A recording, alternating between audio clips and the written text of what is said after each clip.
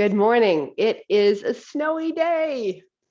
And it made me come up with a theme today of variety is the spice of life, because we loved our summer. We had a great summer, but we do need rain. We do need colder weather. We do need snow. We don't need it, but to me, it's nice. And it's part of being Canadian and being here in Ontario that we have the changing of the seasons.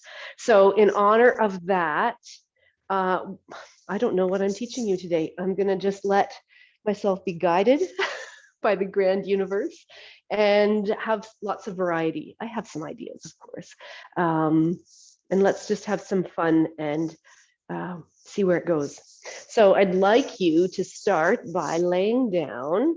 You can support yourself however you want to. I'm going to make a suggestion, though, to take a blanket. And so if you have a blanket roughly that size, you're going to fold it in half the long way, smooth out the wrinkles. And then you can, if you have the luxury of a second blanket, you can have that and have it nearby. I'm going to say, though, when you lay this down, lay this off your mat a little bit, probably, because you're probably going to hang off the end of the mat a little bit. So check to see where you want your feet to go. I don't like to have my heels right on the floor. So I'm going to sit right up next to the blanket here and then lay back. So it's supporting that curve that goes from my pelvis up to my low back. Then I'm not doing my own. I always use my same blankets all the time, but there's a towel, goes down there. And so when you come down, you can adjust your pillow, or you can tuck the other one under or use a cushion from the couch or something. But then just bend your legs a little bit and see if you can just slide the back of your pelvis away from you so that you're lengthening out your low back. And then once you feel it slid and longer, then bring your legs back down. Arms can go out to the sides. I'm kind of maneuvering my shoulder blades a little bit around the blanket underneath me because I want them to kind of sit a little bit flatter, maybe a little bit dropping off the sides of the blanket. And if you find that this is still too much tension or pressure in your low back, go ahead and bend your legs. You know, you can move your head around and check that you've got a perfect centering place for your head to be. And then we'll just take a few moments here, being present.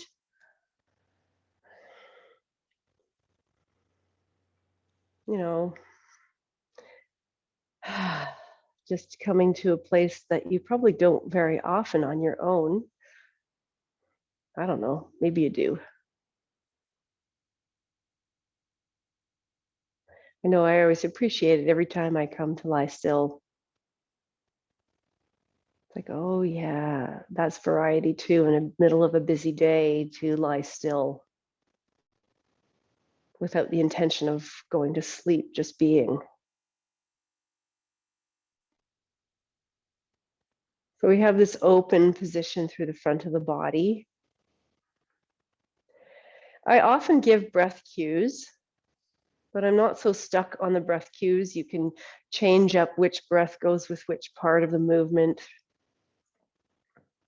But I'm also totally okay if any cues, bringing any awareness to your breath causes you issue, then don't.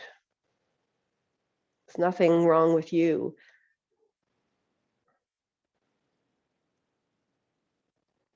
So it's sometimes difficult if I'm using breath cues for you to not hear it.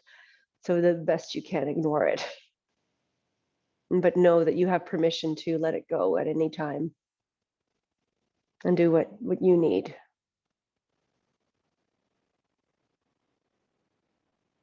So having said that, I'm going to give a few breath cues right here. You get to decide. You also get to decide if your eyes are open or closed. If we look at the breath from an experience perspective, you might notice that there's variety in the breath and the texture. Inhale, exhale. Sometimes it goes faster, sometimes it goes slower. One breath might be longer or shorter than the other. So if it's okay to spend a few moments just observing the state of your breathing right now, do that. And if it's not, focus on a point somewhere on your body. And you just bring your awareness to like the tip of your nose or your belly button. Always pull those two out. They're sort of right there. Could be anywhere though. The tip of your right big toe.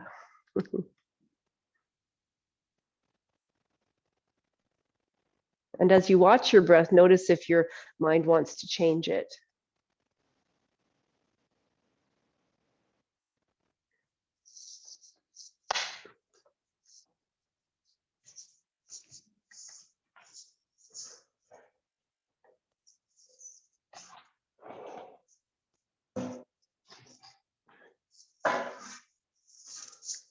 Notice whatever it brings to you, to your experience, by paying attention to it.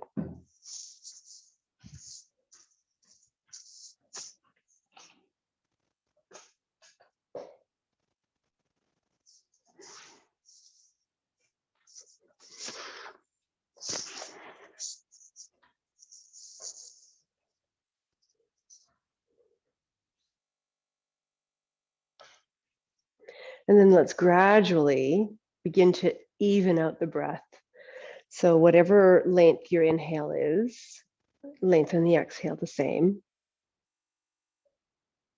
And you can do that with counting. Doesn't have to be a lot. It can be 2, it can be 3, it can be 12 if you want.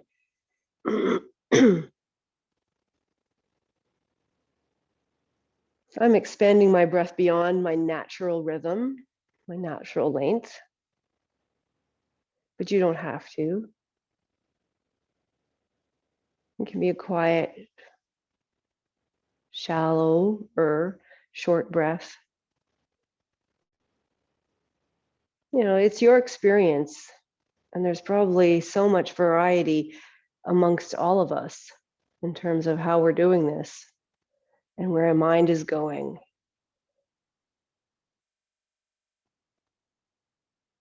And you only need to be concerned with your own experience, not whether you're doing it right or wrong, because there is no right or wrong. There's only cause and effect.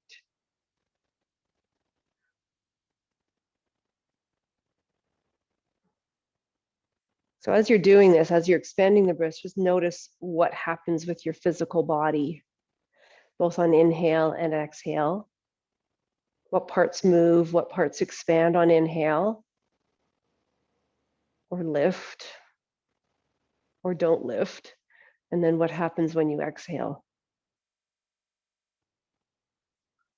Now we just want to bring notice to the 2 pauses before we leave this practice. And again, you can leave it at any time, but there's a pause after your inhalation and there's a pause after your exhalation.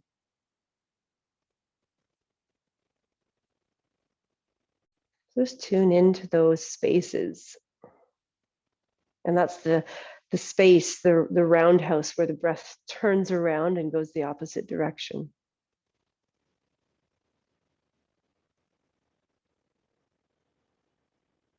So within the breath, there is so much variety. And unless we stop and notice it, we probably never notice it.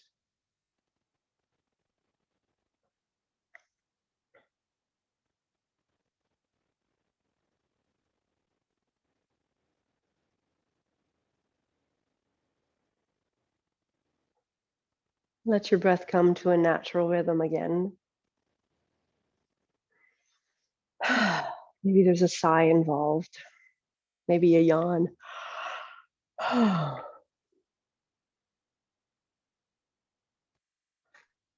Then slowly bend one leg at a time. We're going to come off the support. Roll over onto your side, whichever side you want. Come up and move your props out of the way. I'm going to leave my pillow there, though.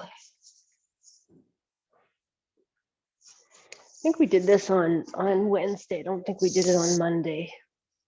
So I'm quite enjoying this as a movement. And I try to work in movements that are not necessarily movements that we do on a regular basis. So roll over onto your left side and stack your legs, stack your feet. So I'm sitting in a chair and I've got my left arm stretched out along the floor perpendicular to my body. If you need more of a pillow, take more of a pillow. Stack your right hand on top of your left. Did we do this last week? No, okay.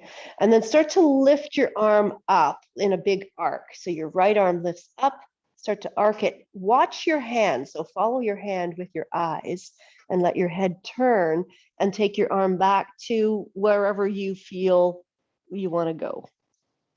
It doesn't have to go to the floor. You're just following it and then bring it right back again. So I love this way of introducing rotation because the spine is long. The spine is supported horizontally. You don't have that downward compression. And the legs are stacked. So I'm not trying to like squeeze my legs together to make them stay there. But to a degree, my hips and legs are not moving. The rotation is happening in my rib cage. And I feel this wonderful expanding reach. At least that's my experience. Your experience is your experience. So I'm also reaching my right hand away from me. I'm not just trying to put it on the ground. I'm reaching it away because I want to broaden through my collarbones at the front. And you can probably feel where the rotation goes. I can feel it going all the way down to my right waist. I can feel that. I can feel some contraction around my right shoulder blade as my right arm gets a little closer to the floor. So that those muscles there, the rhomboids among others, are working to keep my arm hovering. So I'm not letting my arm touch the ground. We'll do one more.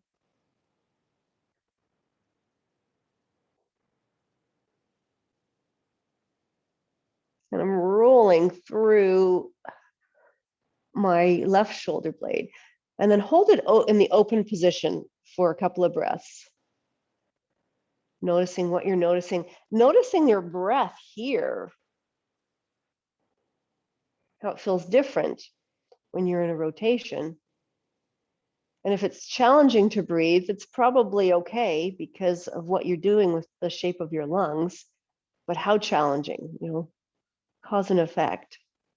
Now I'm using my muscles of the shoulder girdle on the right side to keep my right arm elevated here. If it's too much, you can always bend your right arm, like make it like a cactus, like a half, shorten the lever.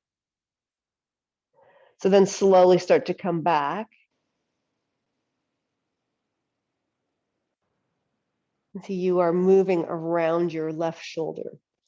Okay, then roll back onto your back. Take a moment to stretch out. Let's go into a starfish.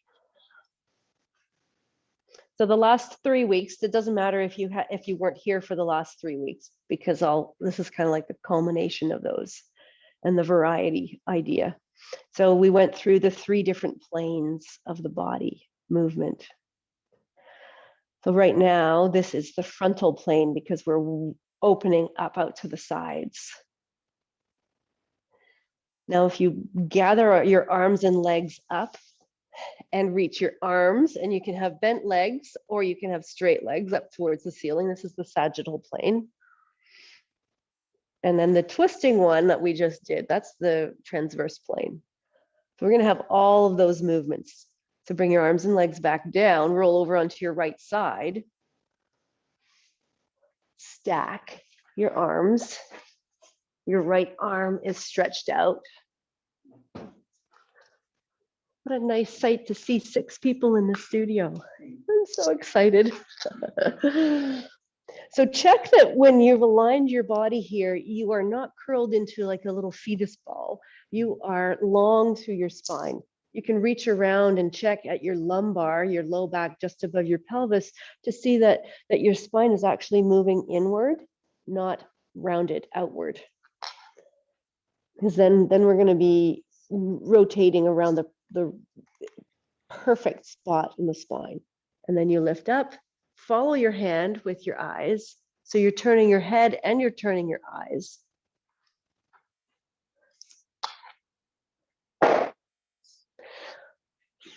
Once in a while, we knock a block over. No harm in that. They're not made of glass or anything.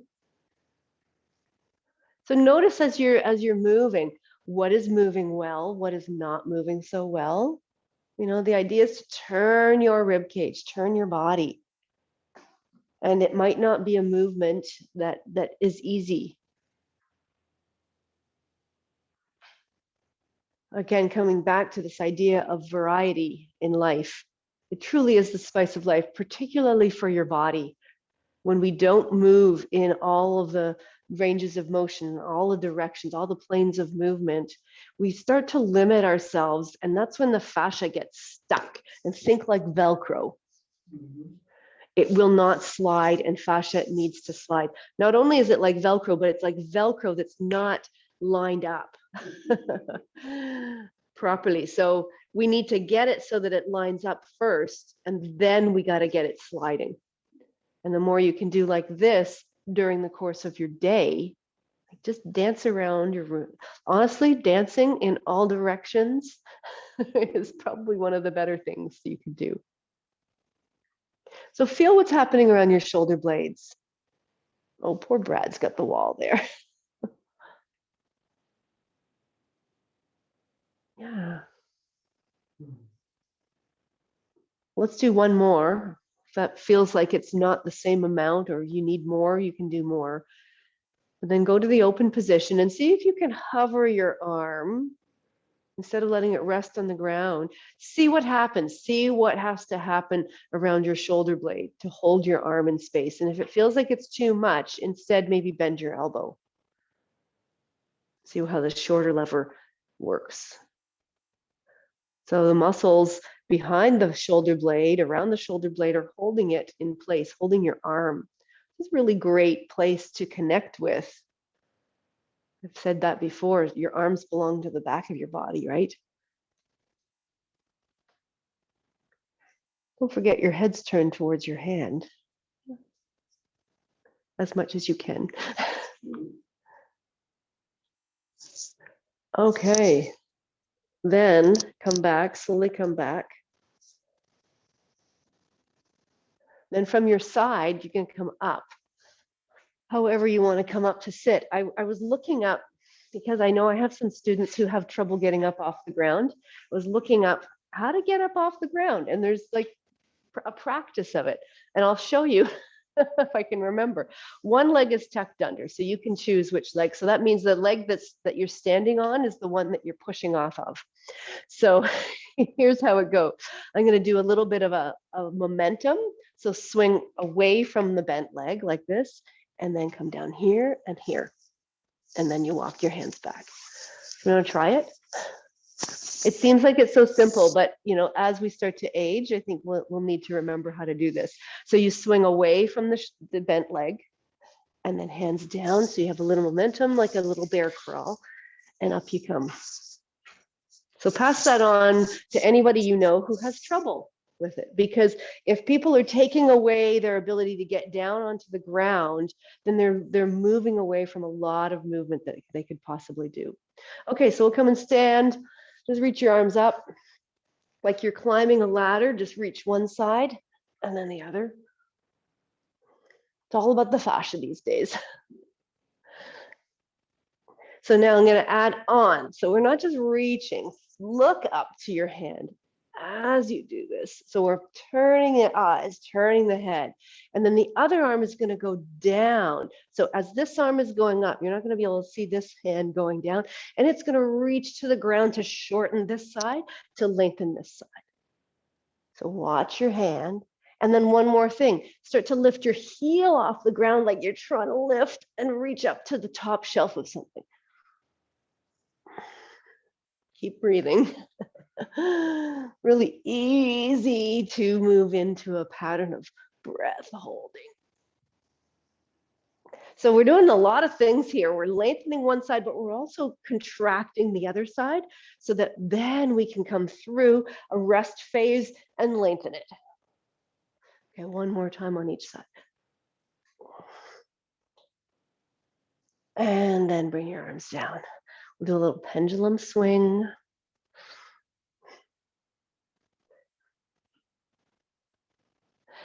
And then an alley-oop. And you only alley-ooping to where you're able to. Again, variety. You know, we're so used to in yoga being very slow and static and held sometimes. I truly believe we know more about movement and how the body needs to move, and we need to have a variety of stuff going on. Okay, let them kind of just go quiet. Then come to the front of your mat. Set up your blocks if you know you need blocks for forward bend. And put your seatbelt on. So we find Tadasana in front of the blocks. We kind of got some of that surface, I'm going to say surface energy moving, like we lengthen through the fascia in different ways before we even start. So notice that when you stand in Tadasana, what it feels like through your whole body. And we haven't done a lot to focus on what your feet are doing, but have a peek down and see what your feet are doing. Like, are they just resting there? Which is what we typically do throughout the day. We don't think about it. We've been standing on our feet since we've been a year old, maybe longer than that. But I'd actually like you in yoga to work with your feet a little bit. So as you're standing here, let's just rock forward and lift the heels off the ground. And then come back down. And as you come back down, lift your toes, just your toes up. And then lift your heels off the ground. So as some of you know, I'm a little bit obsessed with feet as well. I love to do stuff with the feet because they're going to be your lifeline to walking forever. Feet and ankles. So notice when you come up onto your toes, do you distort? Do your heels go out? What happens at your ankle joint? I'm going to add on here. So when you come down, we're going to take the ankles the other way and as if you're going to sit. So it's like a big zigzag. Your ankle joint goes back, your knee joint goes forward, and your hip joint goes back, but the spine stays in that neutral position. So we're coming up and down. And you can go down as far as you want to. We're also moving away from this idea that you never take your knees past your ankles. Because guess what? Every time you go up and down the stairs, you're taking your knees past your ankles. So here's another option. You can have your blanket behind you, again, as an option. You still lift up on your toes, come back down, and maybe you come down into a squat. You know, this is a suggestion and an option. It is not, I need you to do this. It's never going to be that. You can add some arms lifting up. I'm going to say circle out to the side. So we're changing the plane and then going forward. Where you go is where you go. And these are all yoga poses, if you want to say that. We've got Urdhva Tadasana, Malasana, squat.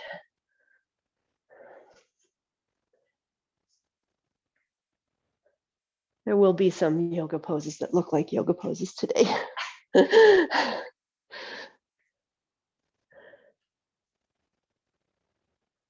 Can you do all of this movement with control?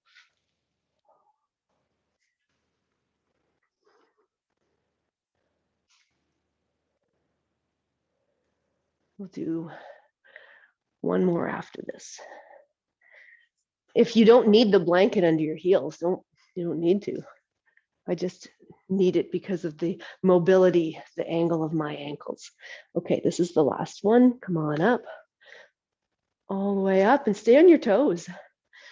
Stay on your toes We're going to go into a forward bend from here. So take a breath in or out. You get to decide. And then bring your hands down. You're balancing on your toes as you're falling forward. Knees can bend and land on your blocks with your heels lifted. So you can put your blocks where you need them to be for that position, and then slowly lower your heels towards the ground, aiming the center of the heel on the floor. I'm gonna go right in the center. It's closer to the back of your heel. So whether your knees are bent or straight or close, feet are close together or wide apart, you get to play with that. Take a moment here just to feel the shape, to feel your feet on the floor. And after all that action we did from Tadasana, are your feet involved in this pose? Or are they just sitting there? Then from here, whatever it happens to be for you, bend at your knees.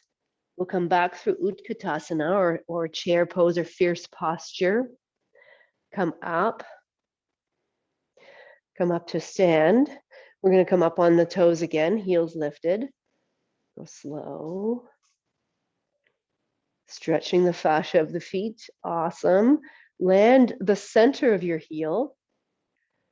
And I want to show you, when I'm talking about the center of the heel, I'm talking about this little part right at the back here, right there. So you got to find that in your awareness.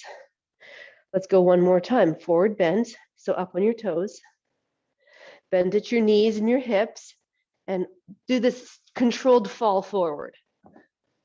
Because what you're asking is your abdominals, your core muscles to engage to do that. And then slowly land your heels staying in this position. So what I mean by that is without shifting your weight further back. It's like you're lengthening the backs of your legs. Sheila, try taking your feet a little bit wider because your knees are turning out a bit. Yeah, that's awesome.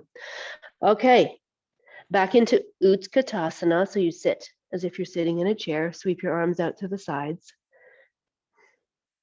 Come on up.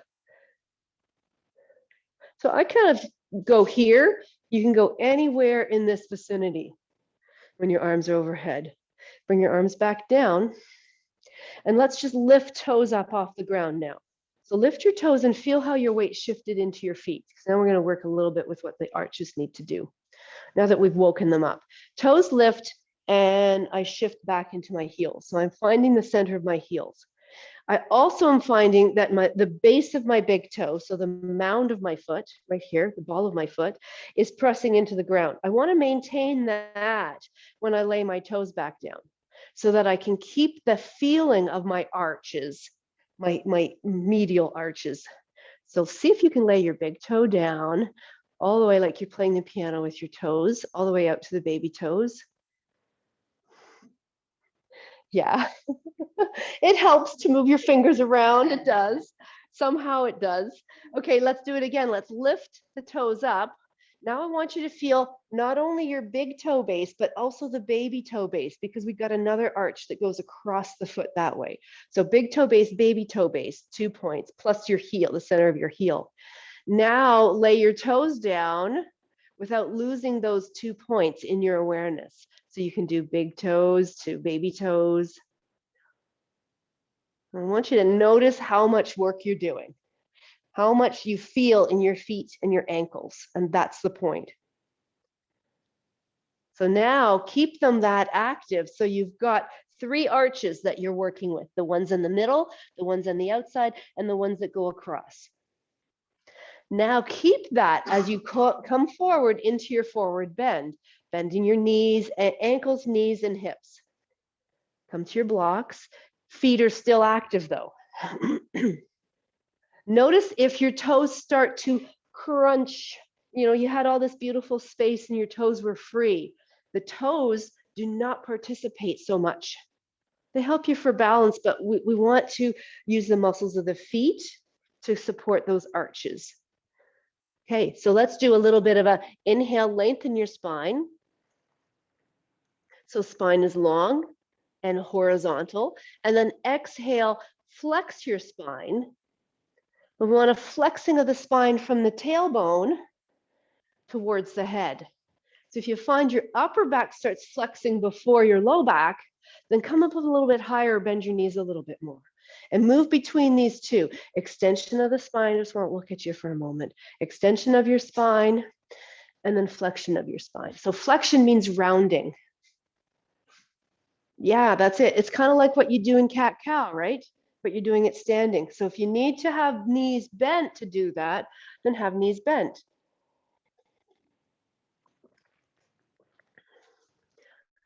Think movement, flexion in your low back before you get flexion in your upper back. Last one. Oh, that feels so great to widen through my waist and my low ribs. Then move your blocks onto your mat, closer to your feet. Shift your weight to your left foot and step your right foot back. I'm going to move my blanket here. So right foot is back. Let's go into a low lunge. So bring your blocks so that they're under your shoulders. So you have the support that supports the upper body. But we've got 3 parts forward and 1 part back. It's very easy to feel so grounded through the front, but not through the back. So I'd like to shift some of the weight, to push back so your heel goes backwards, your back heel goes back, and then come forward. Again, we're moving through the toes of the back foot, just to kind of practice moving forward and back.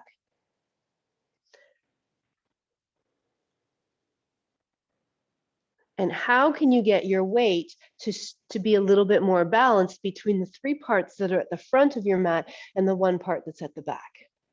Because guess what? The next thing is to take your hands away. So pause for a moment. Find out where you need to put your feet in order to even consider taking your hands away. What does that feel like? Keep breathing.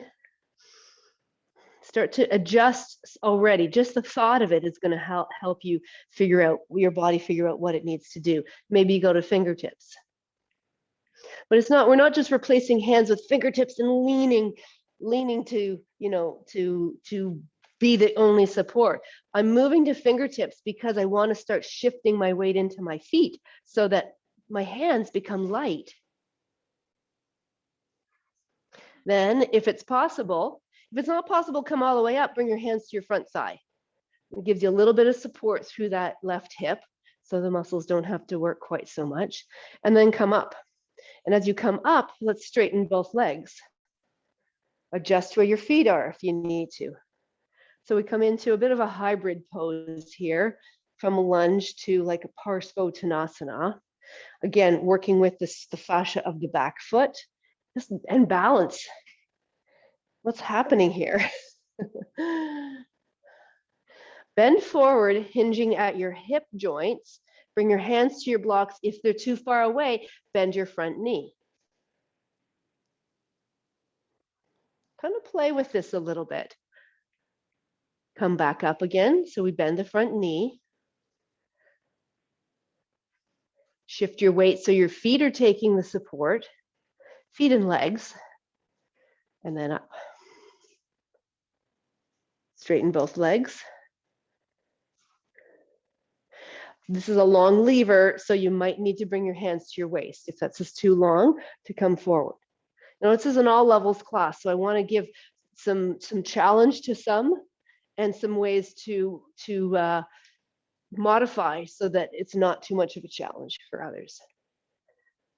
So long spine here. I don't care whether your front leg is bent or straight, but you can move it towards straight. I'm pressing down in my left big toe and pulling my outer left hip backwards. Okay, move your blocks forward, bend your front knee. I'm putting them way in front because now I want to shift onto my left foot. Lift your right leg up. A variation of Warrior 3. Can you tell if your hips are level? Can you level them? And then bring your right leg down. Set your feet up. You can peek at them and see big toe base, baby toe base, center of the heel. Sit back into Ootskatasana. Rise up onto your toes. Balance and notice.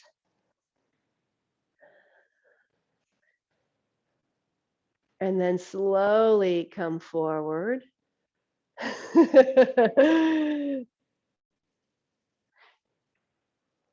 We got variety, all right. So now I'm positioning my blocks so that when I lower the center of my heels, I'm not rocking back. I'm going to stay supported here.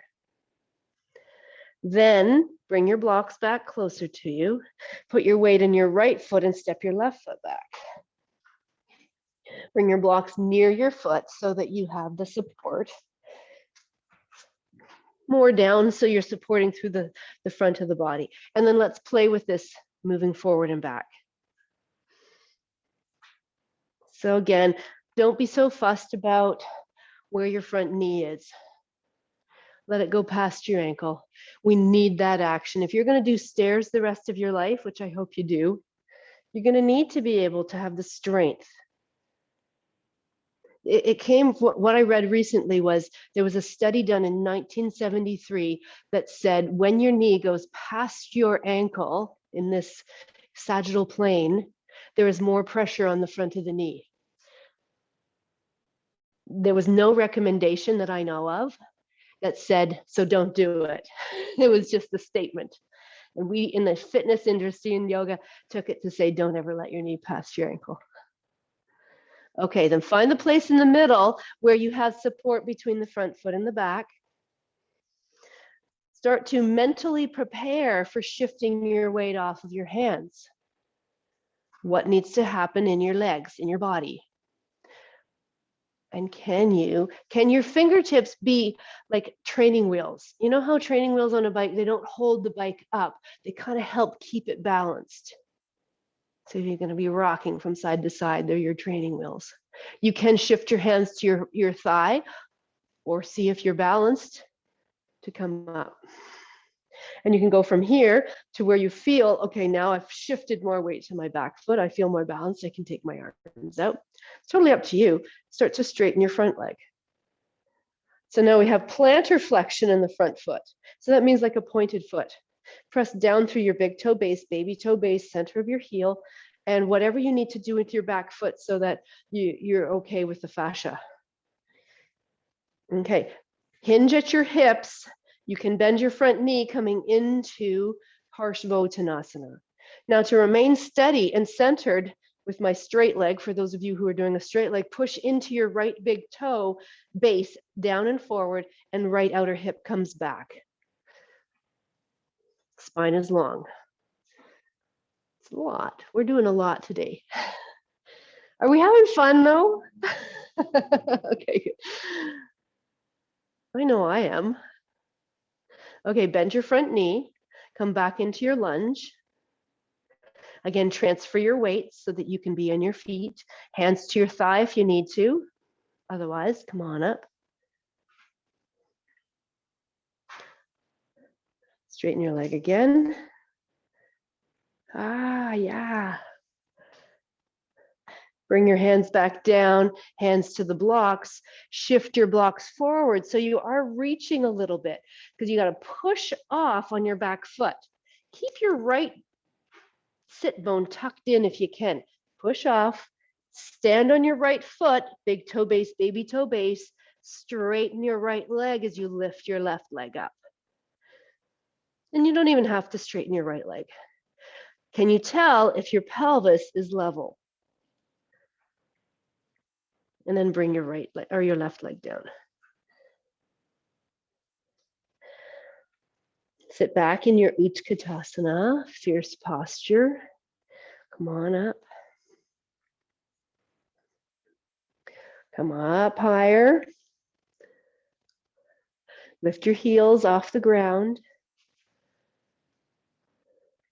Is it worse when I look at you? When I do, I wobble. Okay, forward bend. Control your fall. You know, you always have an option to put your heels back down. Then land your heels in your forward bend. And you can decide, do I want an extended spine? Two ways to do this pose. Or flex spine. Maybe you want to do a little of both. Now, move your blocks if you're using them by your feet.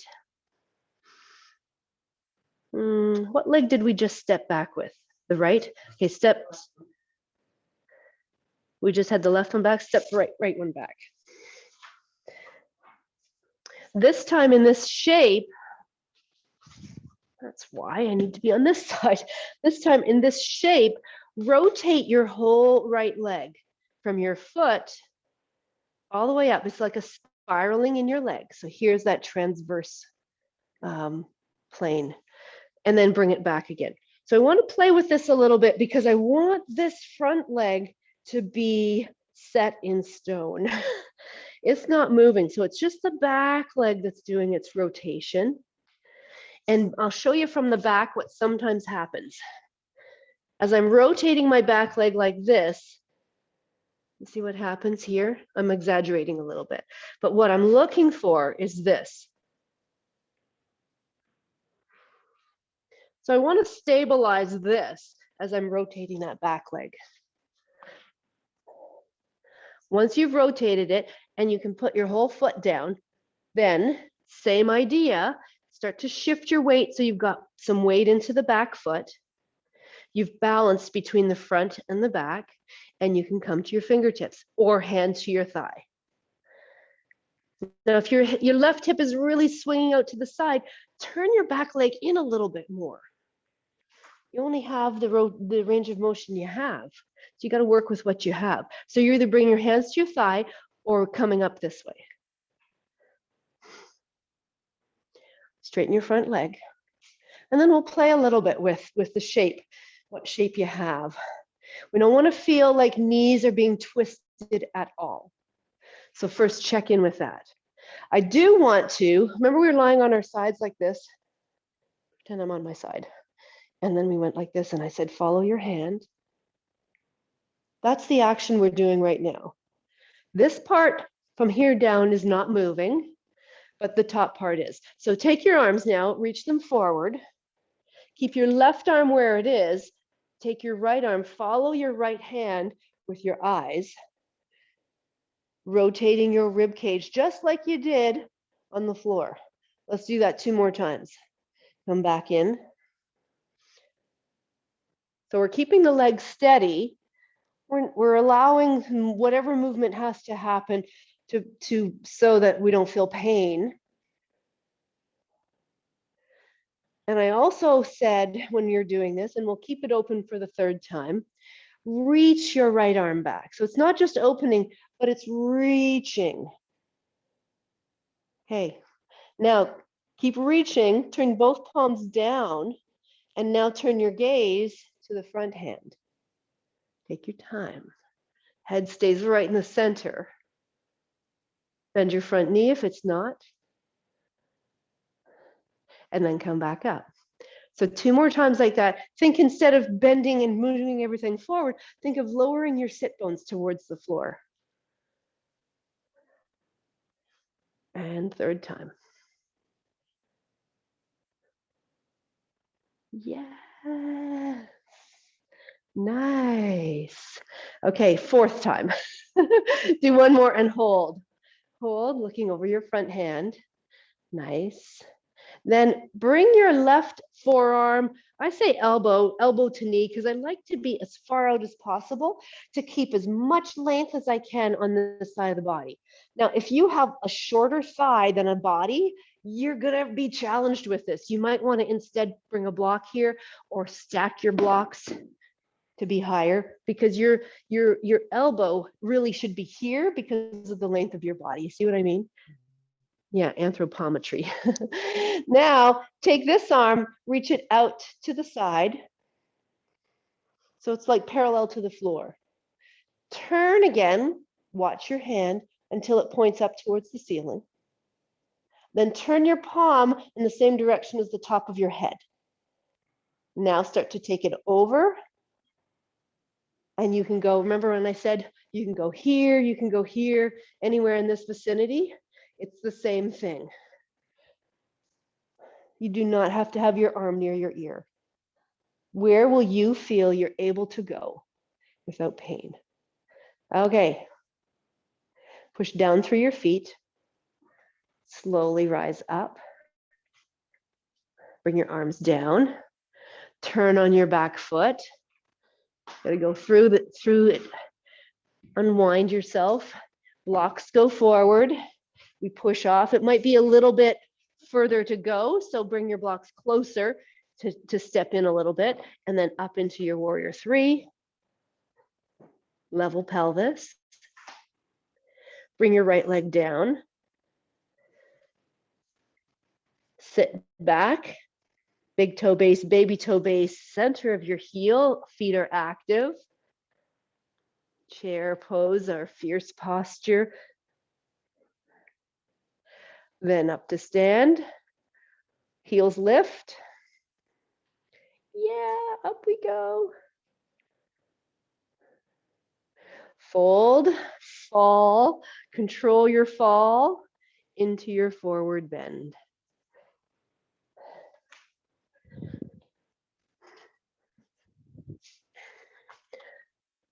Okay, lengthen your spine. Is it the left going back now? Yeah, okay. Blind squirrel gets a nut once in a while.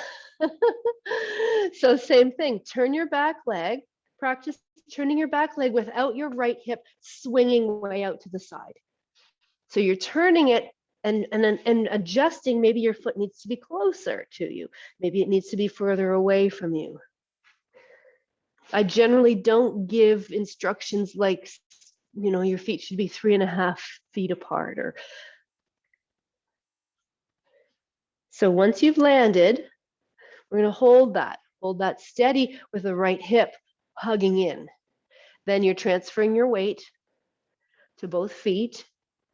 You can transfer your hands to your thigh if you need to, or you can say, what does it take in my body, my core and my hips, my legs to bring me up?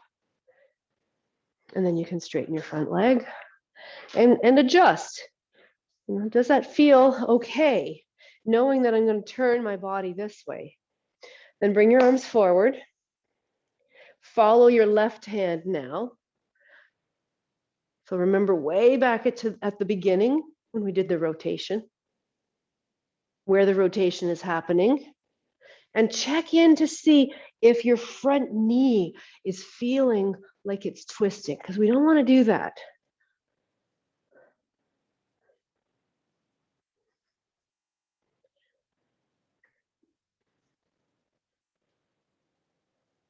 And hold it open.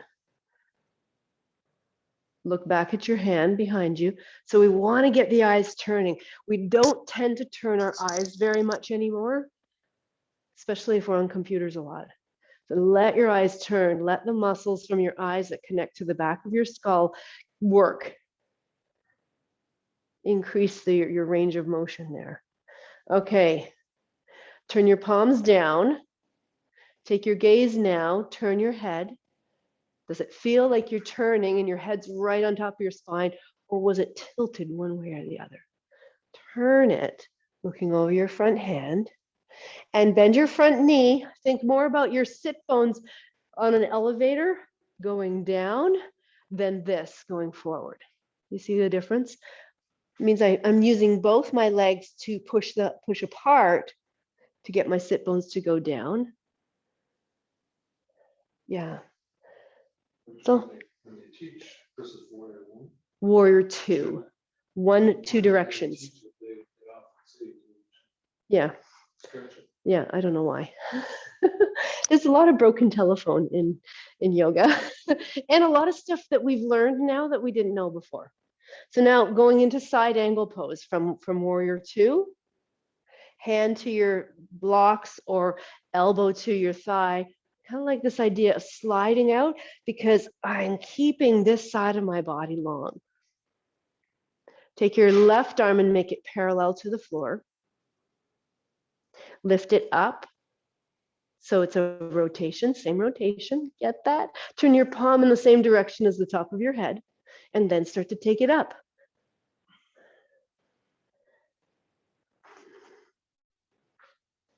You can adjust your feet. For those of you who are using a block, maybe your block goes behind, it goes lower.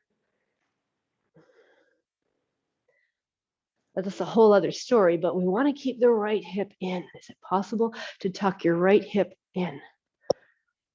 Yeah, good, awesome. Okay, let's reverse it. Come on up. Turn your back leg. How you doing, Lee? Oh, good. I'm glad you answered because I can see you're there, but decide where you want your blocks. Maybe a little hop in first. We're going into that warrior 3, modified warrior 3, and you're absolutely invited to take your hands away, take them arms forward, hands on your block or your waist. Explore. I'm all about the exploration.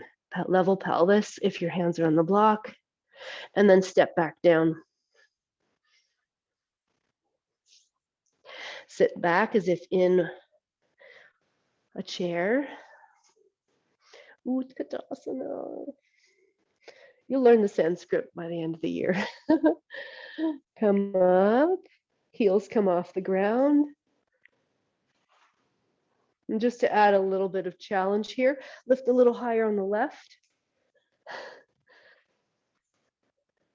And lift a higher on the right. As you lift a little higher on the left, lower your left heel. Lift a little higher on the right, lower your right heel. One more time on each side like that. So we've been moving in all of the planes of the body. I hope you feel like that's the case. Okay, then bring your arms down, bring your heels down. Pause for a moment in Tadasana and check out the sensation you have in your feet and your legs and your body. So go from your feet all the way up to your head. I'm going to close my eyes, but you don't have to. If that feels like you can turn inward a little bit better. And can you get a sense of the relationship between your pelvis and your rib cage? Are they stacked? Is your pelvis more forward and your rib cage more back, or the other way around?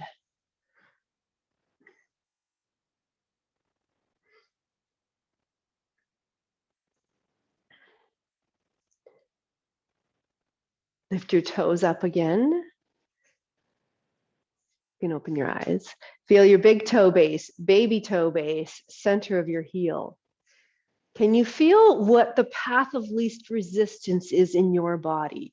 Is it more that you lean towards your big toe, or more towards your baby toe, or more towards the inside edge of the feet, more towards the outside edge of the feet? Do you have more weight in your heels or more weight forward in your toes? Can you tell what your pattern is? And try to balance it here. Find the action that starts to balance that. And it could be one foot is totally different than the other. Then land your toes down, keeping all 3 arches, medial, lateral, and transverse, without shifting your weight. Stay standing on your left. We will shift our weight to the left, because now we're going to start to think about taking the right foot off the ground, and that's it. We're just thinking about it. So you want to get to a place where your body knows what you're doing, and it's already preparing for it. I'm going to tell you, those 3 points in your left foot are going to be key. So put your brain there. The rest doesn't really matter. I like to start by bending my right knee. Going just to a toe. A toe is like fingertips. Lift up when you are balanced and steady, and continue to be aware of the relationship between your pelvis and your rib cage. Did it shift? This is pretty classic for pelvis to go forward when we stand on one foot. Okay, now take this leg and rotate it out. Now I'm going to do this a few times because we really want to make sure we're rotating the leg and not the body. You see the difference? This is my body and my leg turning. This is just this leg turning. It doesn't matter where I get to. I've got to work with the range of motion I've got.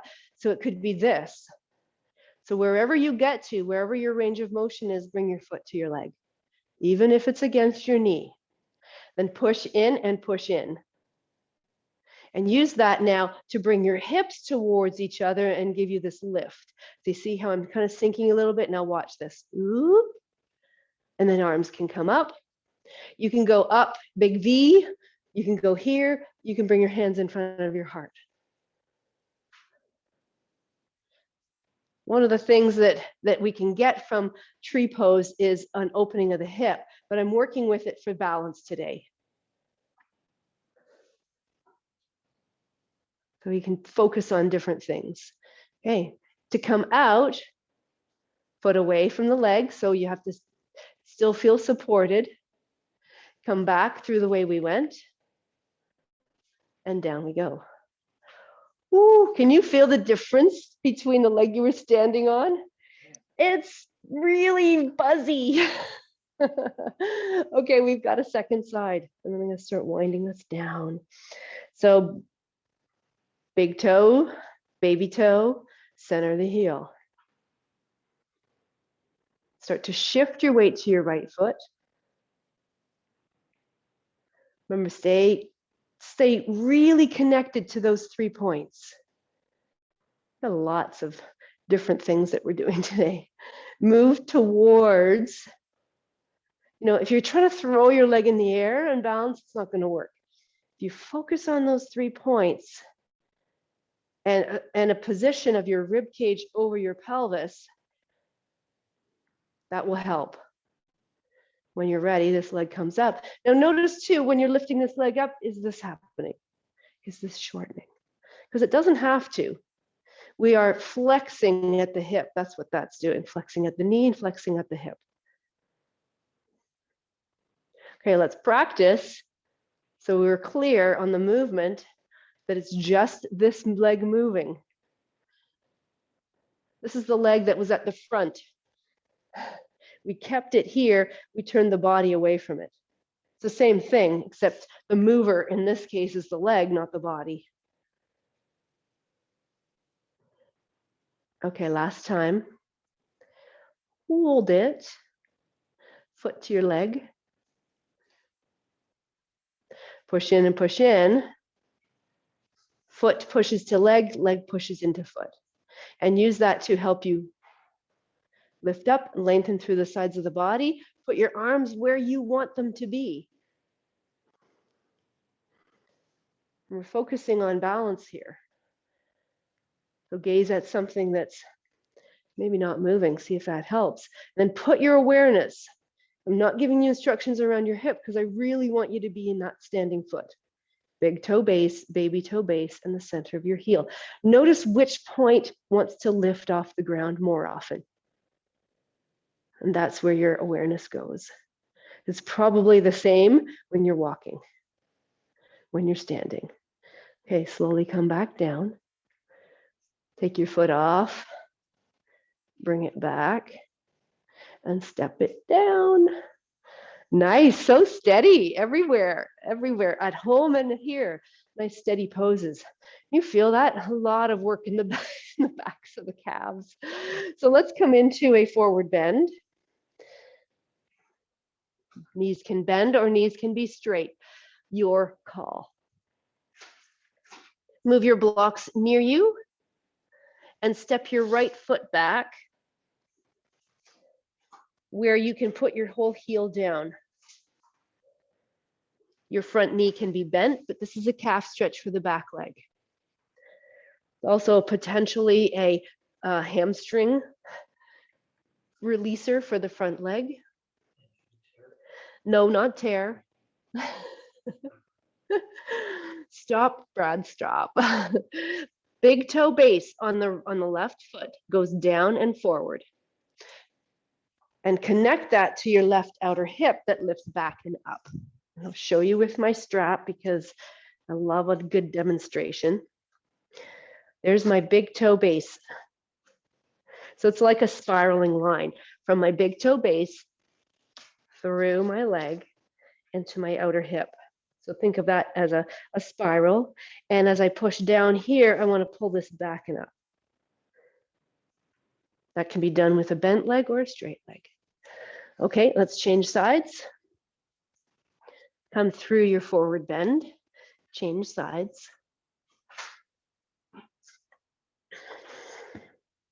Front leg can be bent. And if you need to, because ideally, okay, we can do this with a flexed spine, but it depends if your pelvis is rolling back to achieve that flexed spine, you're really not going to release your hamstrings. You're just shortening your hamstrings. So you could do the pose higher on the wall like this with your spine more long. So this is a possibility. Big toe base, outer heel or outer hip.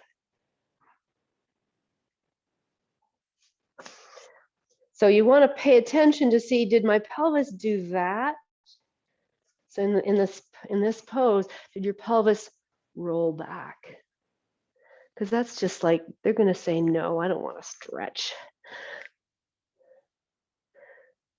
I don't want to release. Okay, walk your blocks forward.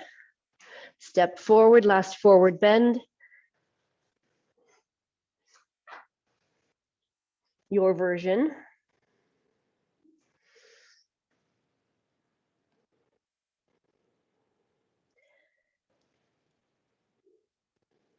And then rise up to stand. Okay, we're going to go down to the floor. I'm going to show you the way to go down to the floor, the spiraling way to go down to the floor. So you can decide which foot goes out in front, and I can show you first. So I've got my left foot out forward and my right foot behind. Then I'm going to like the falling forward, like we've been doing, falling forward. And this hand from this side goes over on this side and turns, and down you go. Does that make sense? So if you've got your left, my left hand is going to come down over in front of my right foot, and I'm turning to the right, and down my bum goes. Yeah. It's okay if you're backwards. You got to figure that out, where you're going to go. Okay, then come back down onto your backs. At this point, you can get your socks on. If you want a sweater put back on, have your blankets nearby. We're just going to do a little bit and then release into Shavasana. So as you come down, gather both your legs up towards you. You can go under your knees or around your knees. And let's do a little bit of a massage. So you rock back and forth. You can also go in a circle. You can also stay very still and quiet and not move at all.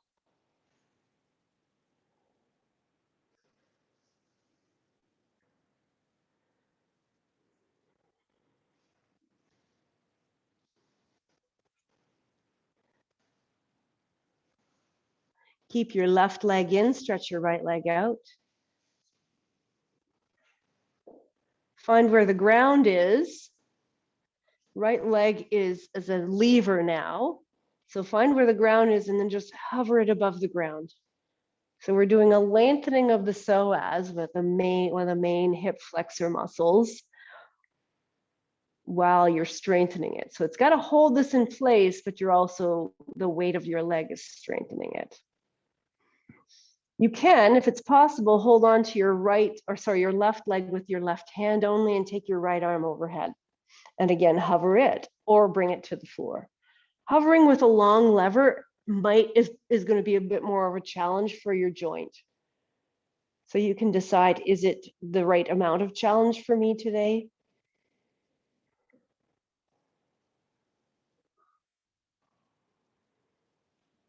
Is it too much? Is it too little? Okay, bring it all in, back to your little ball. Change sides.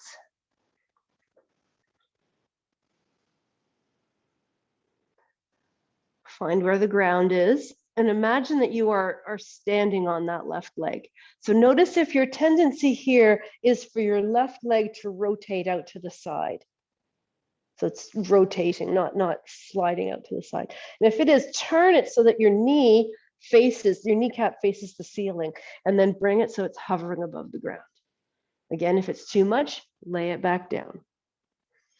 You have the option of taking your left arm up, because the psoas attaches to your lumbar spine. So your arm lifting up helps to keep length through the lumbar, while your leg, the weight of your leg, lengthens through the lower part. Notice where your back wants to go. We want to stay a little bit more neutral here.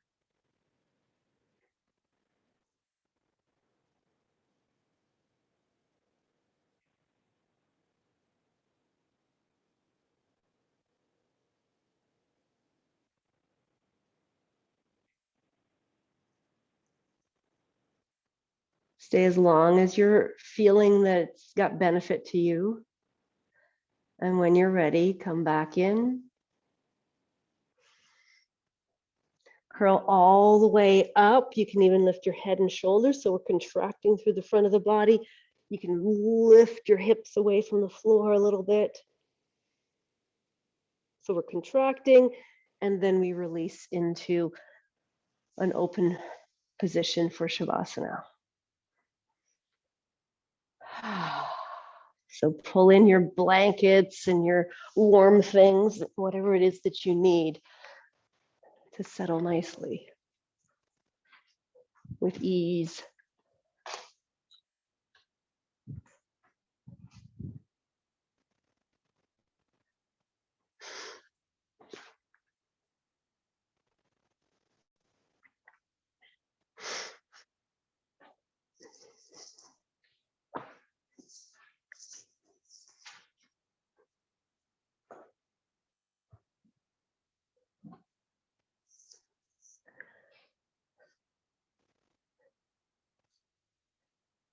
Let everything go. Allow your jaw to soften and release. Right, Pam.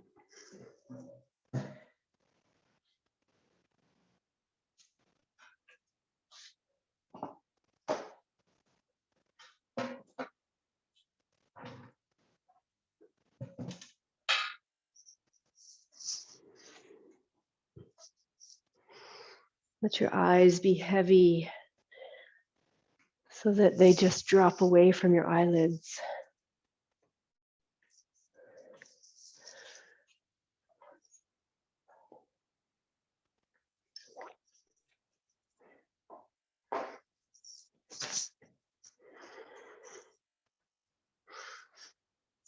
Let your body sigh.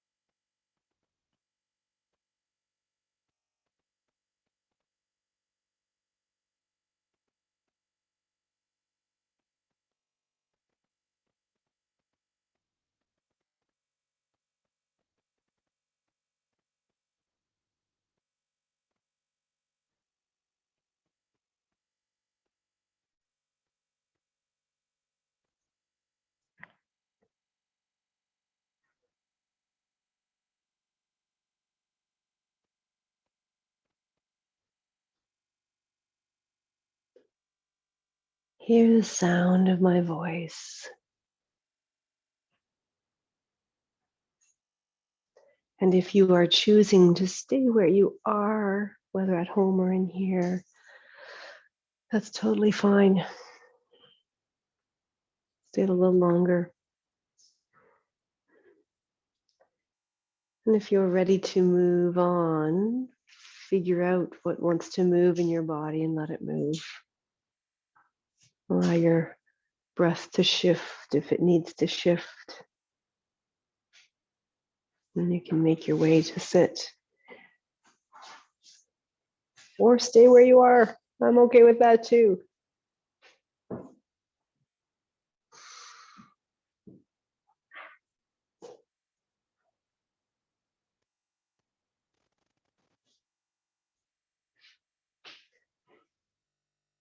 Like sleepy little flowers waking up. Wrong season, I know, but we can dream of spring. Thank you for having some variety with me today. I hope it was spiced up your day. And just remember this, like just to vary the things that you do in your life and look to see, how have I moved today? And walking and hiking is great, but it's really just this plane. So what can you do here? And what can you do here? You know, just dance. That's all you need to do. Thanks for coming, everybody. Have a great day. Blessings.